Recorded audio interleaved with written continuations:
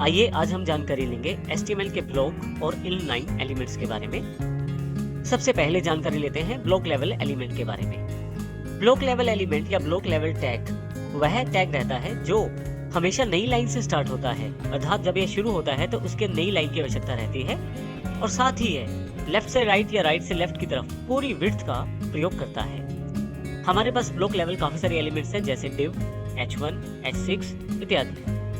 आइए block level element को सबसे पहले उसके एग्जाम्पल से समझते हैं। आप यहाँ देखेंगे कि आपके पास यहाँ पे बॉडी के अंदर, क्योंकि डिफॉल्ट रूप में ये एलिमेंट हमारा जो है ये ब्लॉक लेवल एलिमेंट है, तो यहाँ पे कुछ बदलाव अलग से नहीं है ब्लॉक एलिमेंट को दिखाने के लिए, अर्थात यह टाइप से ब्लॉक लेवल एलिमेंट है।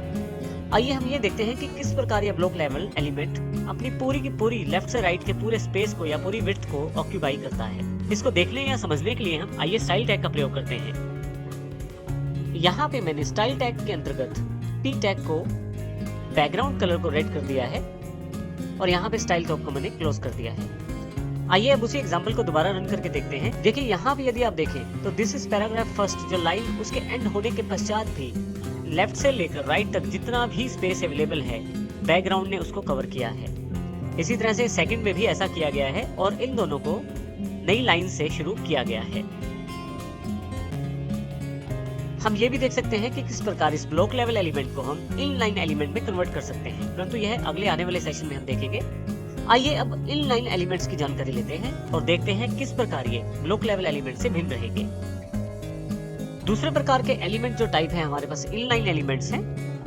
इनलाइन एलिमेंट्स मुख्यतः उतनी ही स्पेस या उतनी ही विड्थ प्रयोग करते हैं जितनी उनको जरूरत रहती है। यह नई लाइन से शुरू नहीं होते और ये लाइन के बीच में भी इनका प्रयोग किया जा सकता है। आइए देखते हैं इनलाइन एलिमेंट के एग्जांपल्स को, जैसे span, a tag, image tag, strong, MBR और इत्यादि टैग्स। यहाँ पे यदि आप ध्यान दें तो एग्जांपल बिल्कुल सेम है, बस फर्क इतना है कि इस बार हमने इनलाइन एलिमेंट के स्पैन एलिमेंट का प्रयोग किया है, अर्थात स्पैन टैग जो है वो इनलाइन एलिमेंट टाइप का है, तो हमने स्पैन टैग के माध्यम से उसको समझना चाहा है। अब देखिए यहाँ पे एक लाइन के बीच में इसका प्रयोग किया गया है, क्योंकि इनलाइन एलिमेंट्स का प्रयोग हम लाइन के बीच में भी कर सकते हैं। इसके अतिरिक्त इसको नई लाइन की आवश्यकता नहीं रहती और यह जितनी विड्थ की रिक्वायरमेंट है उतनी विड्थ ही प्रयोग करेगा, उससे अधिक विड्थ को प्रयोग नहीं करेगा। आइए हम इस प्रोग्राम को रन करके देखते हैं। मैं डबल क्लिक कर देता हूँ। अब देखें यहाँ पे पूरी लाइन में आपको कहीं भी अलग से कुछ नजर नहीं आ रहा, बल्कि ये इनलाइन एलिमेंट के होने के कारण जो स्पैन वाला एलिमेंट है वो डायरेक्टली इस फाइल के बीच में ही दिखाई दे रहा है। हमारे पास ये no need to make notes ये वाली लाइन जो है ये स्पैन एलिमेंट के अंतर्गत है। आइए देखते हैं कि इसको हम किस प्रकार बैकग्राउंड लगाकर समझते हैं। इनलाइन एलिमेंट को समझने के लिए हम यहाँ पे हेड सेगमेंट में स्पैन एलिमेंट के साथ में बैकग्राउंड जोड़ते हैं, ताकि हमें पता लगे कि कितनी विड्थ इसके द्वारा प्रयोग की जा रही है। मैं यहाँ अपना एक कोड पेस्ट कर देता हूँ स्टाइल टैग के रूप में, जिसमें बैकग्राउंड कलर को रेड कर दिया गया है और ये स्पैन टैग है, तो यहाँ पे मैं स्पैन का प्रयोग कर लेता हूँ और इसे सेव कर देता हूँ प्रोग्राम को। जो विड्थ स्पैन टैग को चाहिए केवल उसी विड्थ का प्रयोग उसके द्वारा किया गया है, उसी विड्थ के अंतर्गत ही बैकग्राउंड दिखाई गई है, ना उससे पहले ना उसके बाद में एक्स्ट्रा स्पेस नहीं प्रयोग किया गया। तो यह एक मुख्य अंतर रहता है इनलाइन एलिमेंट्स और स्पैन एलिमेंट्स के बीच में। आइए अब हम देखते हैं कि किस प्रकार हम इनलाइन एलिमेंट्स को, यदि हम यहाँ ध्यान से देखें तो हमारे पास इनलाइन HTML के प्रोग्राम में जो स्पेस है वो केवल उतना ही प्रयोग किया गया है जितनी रिक्वायरमेंट थी, जबकि हम ब्लॉक लेवल एलिमेंट को देखते हैं तो उसने पूरी विड्थ का प्रयोग किया है जो आपके वेब पेज पे लेफ्ट से राइट की तरफ अवेलेबल है। तो यह एक मुख्य फर्क रहता है दोनों में, इनलाइन एलिमेंट और ब्लॉक लेवल एलिमेंट के रूप में। आइए अब हम देखते हैं कि किस प्रकार इनलाइन एलिमेंट को ब्लॉक में और ब्लॉक लेवल एलिमेंट को इनलाइन एलिमेंट में कन्वर्ट कर सकते हैं। ब्लॉक लेवल एलिमेंट को इनलाइन एलिमेंट में और इनलाइन एलिमेंट को ब्लॉक लेवल एलिमेंट में बदलने के लिए हम CSS की डिस्प्ले प्रॉपर्टी का प्रयोग करते हैं। आइए यहाँ पे हमारे पास एग्जांपल दिया गया है, उसको समझते हैं।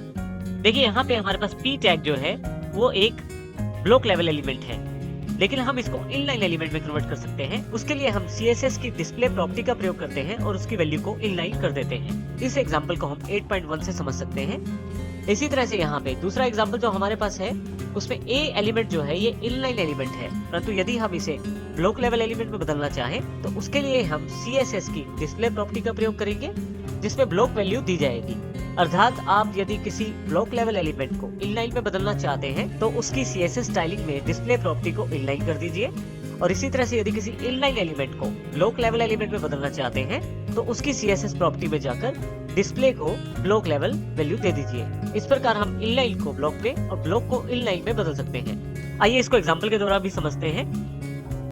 आप देखेंगे कि अभी यहाँ पे जो p टैग है वो हमारा एक ब्लॉक लेवल एलिमेंट है, परंतु यदि मैं इसे इनलाइन एलिमेंट में बदलना चाहता हूँ तो इसके लिए मुझे केवल डिस्प्ले प्रॉपर्टी को इनलाइन करना पड़ेगा। आइए देखते हैं ये किस प्रकार किया जाएगा।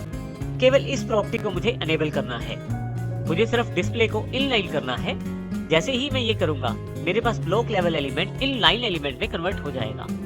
मैं इसे सेव कर देता हूं पहले। आइए यहाँ पे इस प्रोग्राम को रन करके देखते हैं।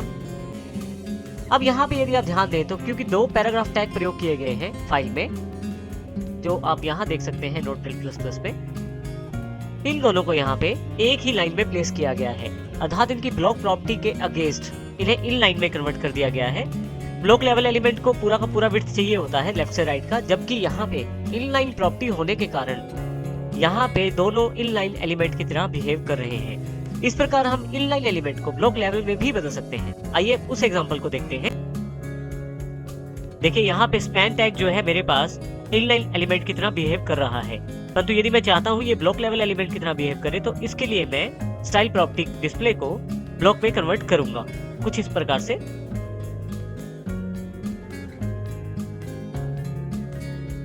अब देखेंगे यहाँ पे अभी जो प्रॉपर्टी है डिफॉल्ट जो है वो इनलाइन है, लेकिन जैसे ही इसकी डिस्प्ले प्रॉपर्टी को मैं ब्लॉक में कन्वर्ट करता हूँ और सेव कर देता हूँ तो आइए अब देखते हैं इस एग्जाम्पल में क्या फर्क रहेगा।